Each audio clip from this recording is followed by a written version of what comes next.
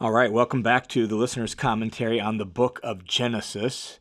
In this recording, we're going to be looking at Genesis chapters 25 and 26. And just to be perfectly honest, one of the challenging things about reading Bible narratives is the fact that they are narratives, which means a couple different things. One, you have to take them in larger chunks, which is part of the reason why we're doing 2, 3, or sometimes even more chapters in each of these recordings.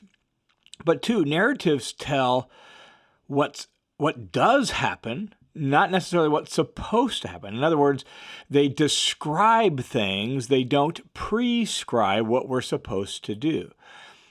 And when you're looking at, say, the stories of Genesis, we don't want to turn these stories into some sort of like life lessons, moral lessons, leadership lessons, because that's not primarily what they are. These narrative stories are best described with the phrase theological history. They describe real history, but in a very selective sort of way, for the sake of the purpose of the author, and that purpose primarily is theological, intending to show how God is working out his purposes and his promises in the world. So they're theological history. And the reason I bring that up at the introduction to this section is because chapter 25 of Genesis is fairly well known and fairly famous. If you've been around the church for a while or around Bible studies for a bit, you may have heard of the story of Jacob and Esau and their birth, and how Jacob deceived Esau and some of that sort of stuff. And that story begins here in chapter 25. But then it's interrupted in chapter 26, and chapter 26 is just, in some ways, kind of just bland storytelling over water rights between Isaac and some of the other people in the land of Canaan. What's going on with that? Why is that included? We can assume that Moses had a reason for including that chapter. Why is that? And it's not to teach us some moral lesson about how to deal with conflict from people. So as we walk down through these chapters, we're going to want to make sure we pay attention to their fundamental point and purpose, which has to do with God's purposes and God's promises, theological history. So just recall the context of where we're at. In this particular section, Genesis is continuing to wrap up the story of Abraham and move on to the story of Isaac, and then particularly on to Jacob. In fact, Isaac gets very little airtime in the book of Genesis. We get a little snapshot of him in chapter 26, and a few little moments throughout the Jacob story. So we're really moving from Abraham to Jacob with a little bit of Isaac thrown in. And so in this section, Genesis 25 and 26, we have the account of Abraham's last years. Abraham dies. And then Genesis officially begins the Toledot. We've mentioned that as a way that Moses structures his story in the book of Genesis. Toledot, T-O-L-E-D-O-T in English, which refers to the generations of. And so Genesis begins the Toledot of Isaac, which means we're going to focus on Isaac's family line, particularly on Jacob and Esau. And so here in 25, Jacob and Esau are born, they grow up, and we already can see some issues between the boys. And what we'll see in the ensuing chapters is Jacob really is the central character. In fact, Jacob's story, including his family line, takes up almost half of the book of Genesis. And that begins here in Genesis 25. So let's pick up in Genesis chapter 25, verse 1, where we begin to wind down Abraham's life. Now, Abraham took another wife after Sarah died, whose name was Keturah. She bore to him Zimran, Jokshan, Medan, Midian, Ishbak, and Shuah, and a whole host of other names. We get some other names in Abraham's line. All these were the sons of Keturah, his new wife. Now, Abraham gave all that he had to Isaac, verse 5, which means Isaac is going to be the heir. He's the line of promise. The promise will be named through Isaac. God has told Abraham that. So Abraham gave everything he had to Isaac, but to the sons of his concubines, Abraham gave gifts while he was still living, and then sent them away from his son Isaac to the east to live in the land of the east. So they're provided for, they're given gifts so they can start their own household and their own families, but they're not going to be the heir. That's the point of that little summary. And then what we get in verses 7 and following is the description of Abraham's death. So these are all the years of Abraham's life that he lived, 175 years. So if you think, Genesis chapter 12 is where the Abraham story picks up in force, and Abraham is 75 years. By the time we get to Genesis 25, it's been 100 years since Genesis 12. Abraham breathed his last and died at a good old age, I would say so. 175 is a good old age, an old man and satisfied with life, and he was gathered to his people, a particular way of describing his death and burial. Then his sons, Isaac and Ishmael, worked together, buried him at the cave of Machpelah. Remember that he had purchased that cave and the whole field, so that's that initial fulfillment of land. And so they buried him there in the cave, in the field that he had purchased, the field which Abraham purchased from the sons of Heth. There Abraham was buried with his wife Sarah. And so he's buried in the same place that Sarah is, in the land of promise, and specifically on his piece of land that he purchased.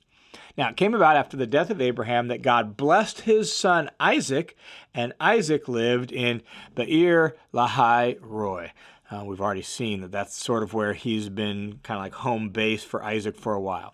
So that wraps up the Abraham story in the book of Genesis, and we're going to shift and focus on the descendants of Isaac. But before we do that, in Genesis 25:12 through 18, the author of Genesis wraps up the Ishmael part of the story. So Genesis 25:12 through 18 summarizes Ishmael's family line, which consisted of 12 princes, which become 12 tribes, and those 12 tribes were told in verse 18, all settled in the land that we now know as Arabia. And so those verses wrap up Ishmael's line, and then the story turns to the Toledot of Isaac, the generations, the family line of Isaac, meaning now it's going to focus on the line of promise through Isaac, specifically through his two sons, Esau and Jacob.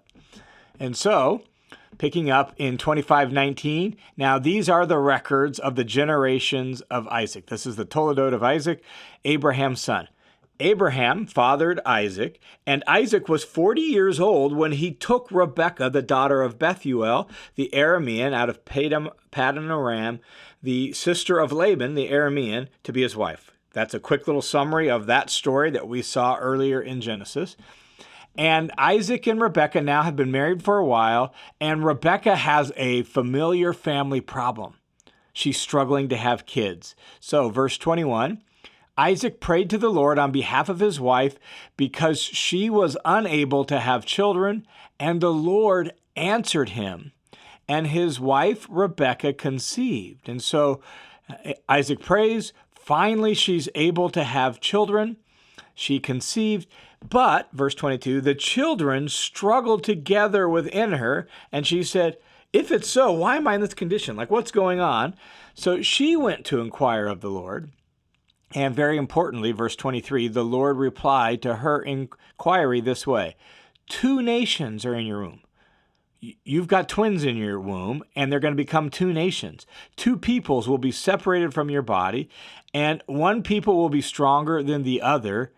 The older will serve the younger, which indicates that before the boys were born, Rebekah had been tipped off which one of her boys would eventually be primary, and it's going to be the younger.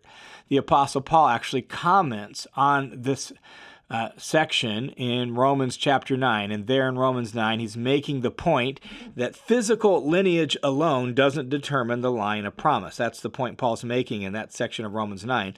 God's promise is what matters. Who's going to carry the promise forward? Well, it's not going to be the older, it's going to be the younger, which we will know very shortly is Jacob the younger.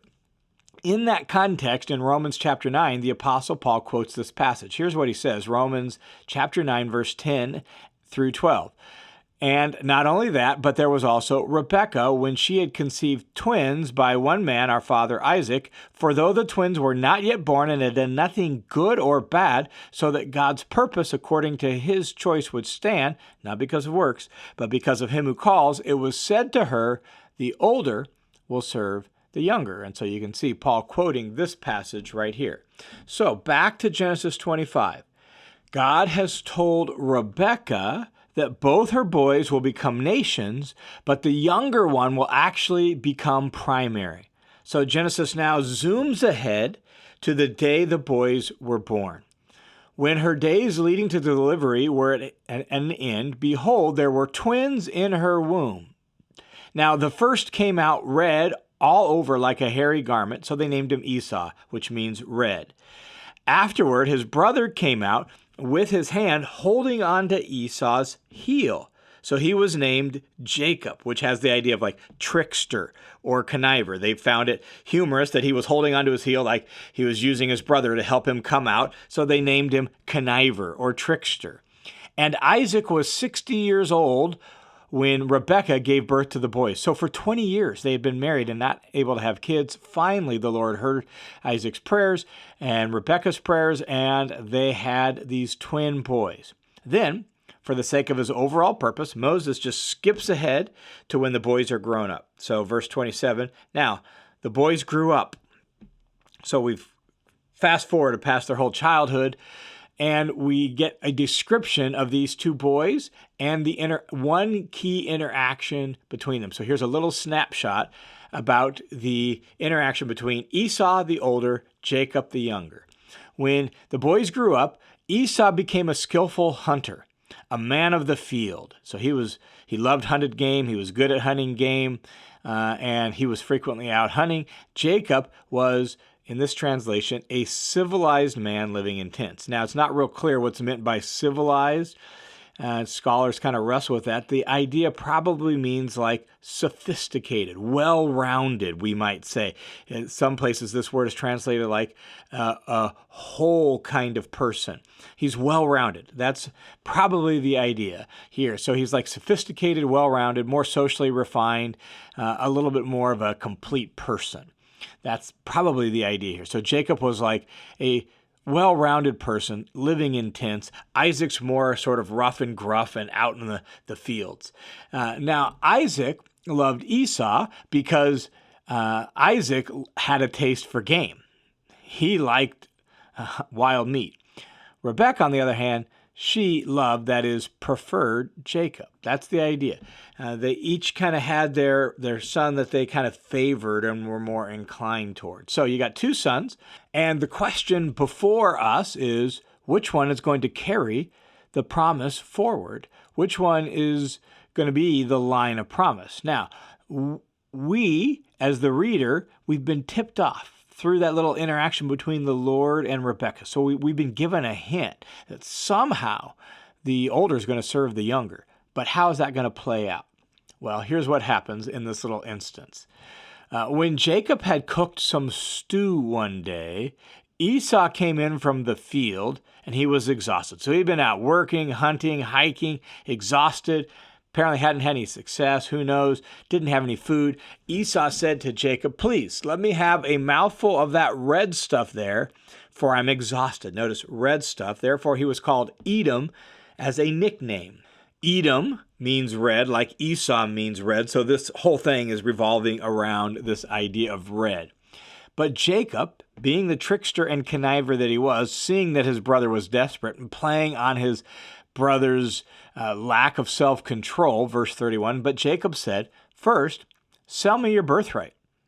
Esau said, look, I'm about to die, so what good's a birthright to me?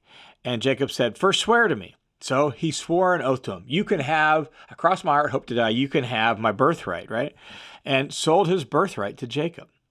So already, Jacob, with his conniving cunning, with Esau, his little bit rough and no foresight and lack of self-control, we can already see there's problems not only between the boys, but within the boys.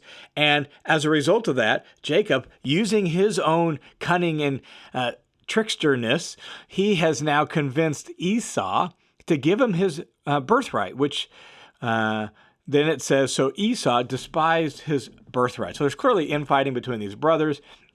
They're twins of a very different temperament. Esau, by birth, should be the firstborn, which means he would get 2/3 of the family estate, be the one that's going to oversee the whole thing. He probably doesn't really care about it. That's a lot of work. That's a lot of responsibility. He would rather be out hunting anyhow. At this point, he thinks he's going to die. He's like starving. He's like, whatever, dude. And so Jacob, being a conniver, uses it for his advantage. And now all of a sudden, he gets the birthright. He's going to be treated as the firstborn, which means he's going to be able to inherit 2/3 of the family estate. That's the idea. He will be the successor over the household of Isaac. And so that's the beginning of the story of Isaac's family line. There are these two boys, very different. They clearly have their own character flaws and character issues. And that's going to be the setup for everything that follows in the story of Jacob and Esau. Now, before we trace the rest of that story then, we get chapter 26, which feels like a bit of an interruption. And it really in some ways is, because the story of Jacob and Esau is going to pick up full force in chapter 27. Whereas chapter 26 focuses on Isaac and the movements of Isaac's household and issues over water rights with people he's living near. So why? Why is chapter 26 here? And as I read down through it and think through how it fits into the overall flow of the story and the purposes of the book of Genesis, I think I see two key reasons for why chapter 26 is here, because I think it achieves 2 points for us. The first one is this. It shows some of the specific ways that the blessing of Abraham is continuing through Isaac. Isaac is developing. God's reaffirming the promise to him. So we're going to see how the blessing of Abraham is going to continue through Isaac by God's design. It also shows God's ability to further that promise and accomplish his plan in spite of Isaac's shortcomings, in spite of his boys' shortcomings, in spite of the challenges of just living in a fallen world where they fight over water rights and all of that. And so it's going to show God's ability to carry forward his promise in spite of the challenges of living life in a fallen world. So the question that the narrative has posed so far for us is, which of these two sons, Esau or Jacob, will the promise extend through? And we, the reader, know that it's going to be the younger. We've been tipped off to that. But what we've seen so far is both sons have some real issues of character. Now, in chapter 26, we see further challenges, not just issues of character in the sons. We actually see some issues of character in Isaac. We see issues of famine, jealousy, conflict with other peoples, and yet God protects the family of promise and is blessing Isaac in spite of all of that, and they are being fruitful. And in some ways, God is actually bringing his blessing to the surrounding peoples just as he had promised. So that's what I think chapter 26 is doing here in furthering the story of the promise forward. Now, for the sake of time, we're going to summarize some of this, but let's just read verse 1 so you get the setup for what happens here in chapter 26. Now, there was a famine in the land besides the previous famine that had occurred in the days of Abraham. So we're flashing back to a moment earlier in Genesis when there was a famine in the land during the life of Abraham, and he moves all the way down to Egypt, Abraham does, when there's that famine. Here's what happens in this case. Isaac is beginning to figure out, okay, we got to find some place where we can find water and we can find food. So Isaac went to Gerar to Abimelech, king of the Philistines. So he actually moves a little bit south, a little bit west, and it's sort of like the first stage of a trip towards Egypt. So like Abraham, he's heading in the direction of Egypt like Abraham did when there was a famine during Abraham's days. But then the Lord instructs Isaac, don't leave the land of promise.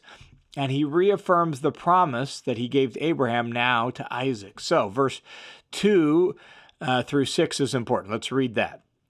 And the Lord appeared to him and said, don't go down to Egypt. Stay in the land which I shall tell you. Live for a time in this land, and I will be with you, and I will bless you. For to you and to your descendants I will give these lands. So stay in this land, because this is the land of promise. And I will establish the oath which I swore to your father Abraham.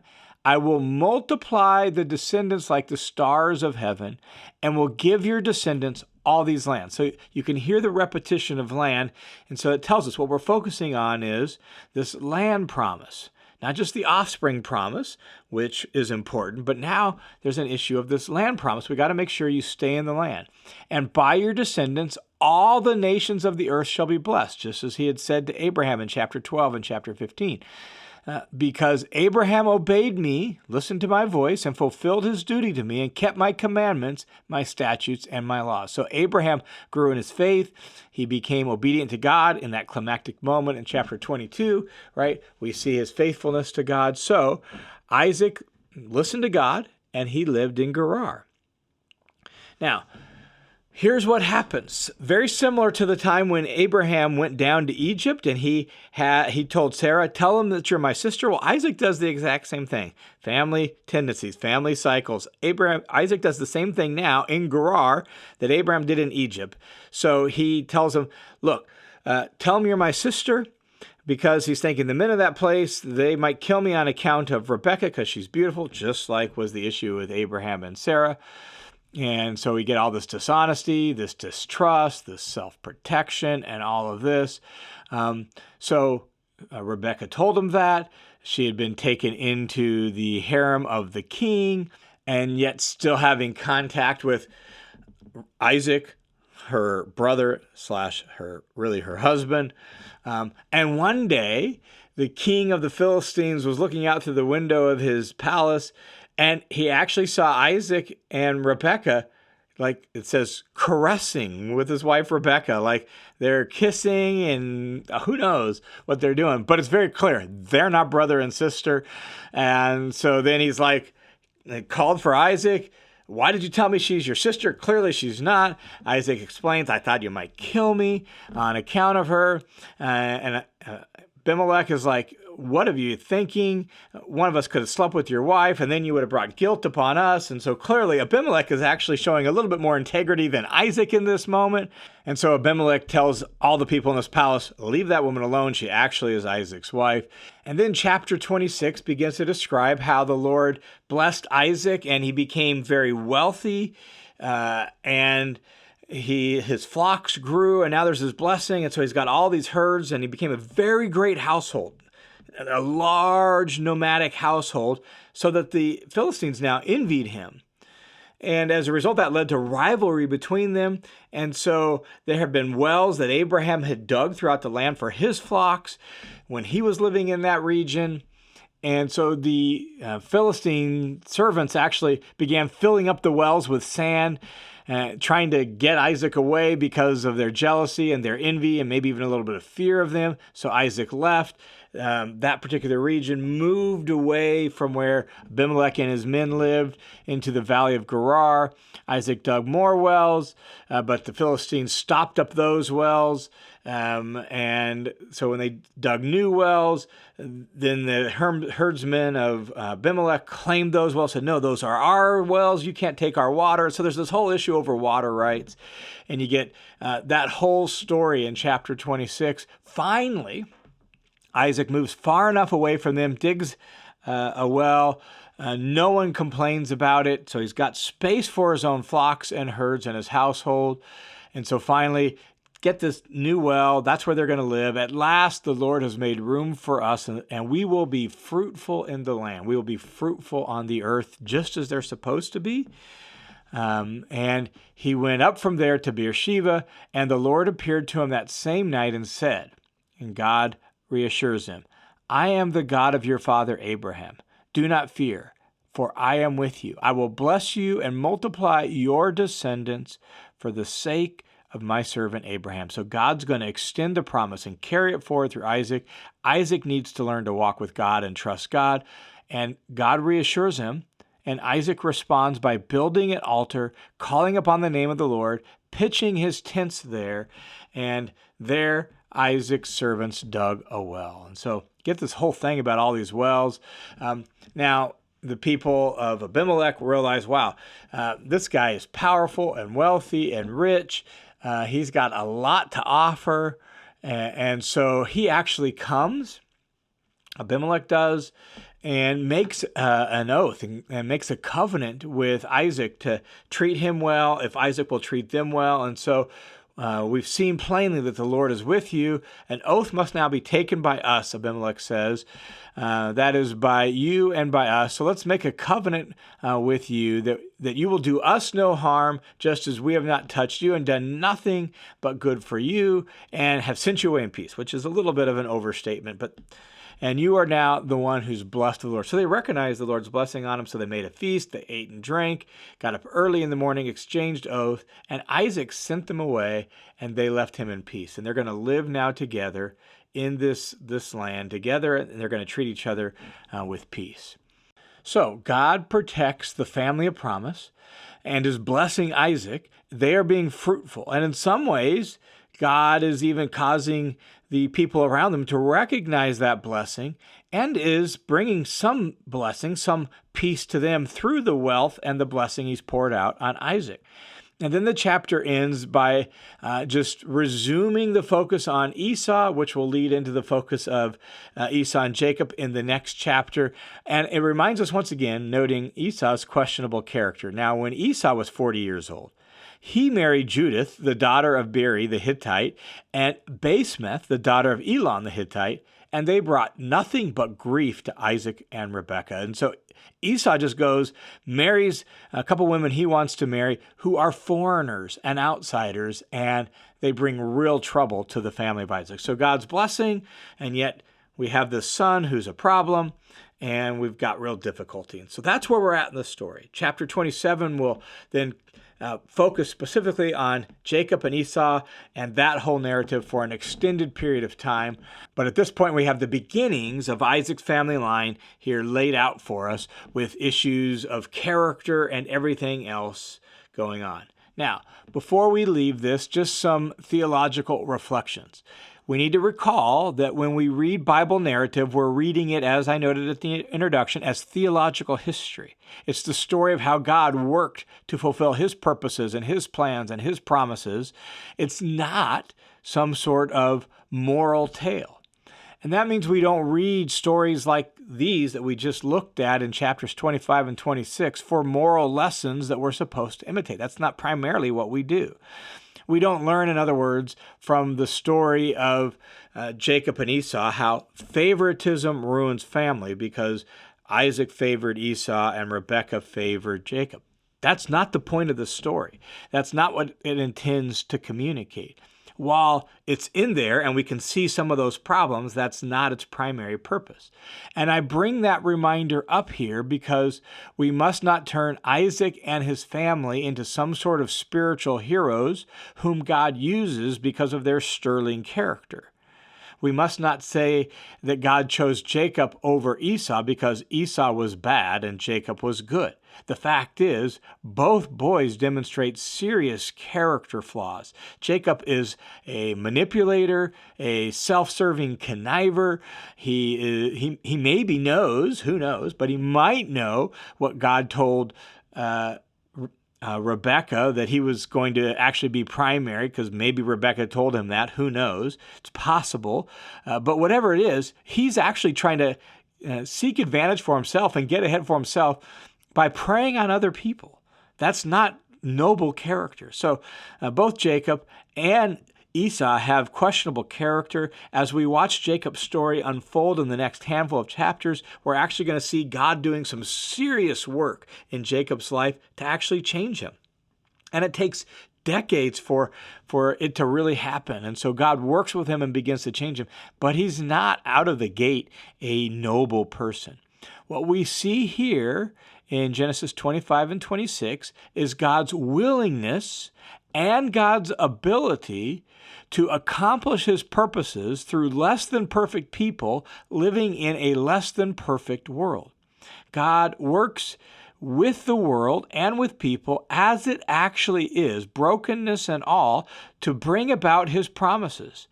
to bring his purposes to reality and to accomplish his plan of redemption. And so by the end of the snapshot, as we've seen here, God reassures Isaac with these gracious words. I am the God of your father Abraham, so don't fear. I am with you. Because Isaac was afraid of Abimelech and Gerar and the people in that area. And so don't be afraid. I'm with you.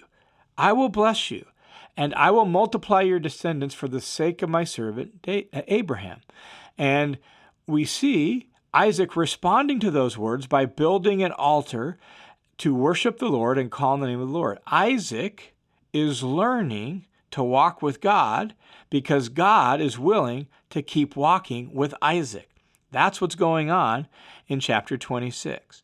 And so as we watch these stories unfold, we see God patiently and persistently working with these people who are less than perfect, and he's doing so. And the story is told to show us that God is working with his people to carry out his purposes and promises, and he's blessing them, not just for their own sake, but to bring peace and blessing to the people around them as well.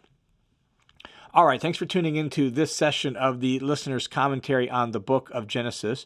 The Listener's Commentary is a listener-supported, crowd-funded Bible teaching ministry. It's only possible by the generosity of people just like you. So thanks a ton to each and every person who has given a one-time donation or gives monthly donations. You are what makes this ministry possible, and God continues to bear good fruit because of your generosity. So thanks a ton for your support. If you have been encouraged and built up by this ministry, could I ask you to prayerfully consider joining the team of supporters? You can go to listenerscommentary.com. You can click the Give button, and it'll redirect you to a page, my page at World Family Mission, registered nonprofit, where you can put in a dollar amount, click a little box that says make this monthly if you want it to be a recurring monthly donation. All those monies will come this way to support this ministry. Thanks a ton for your support.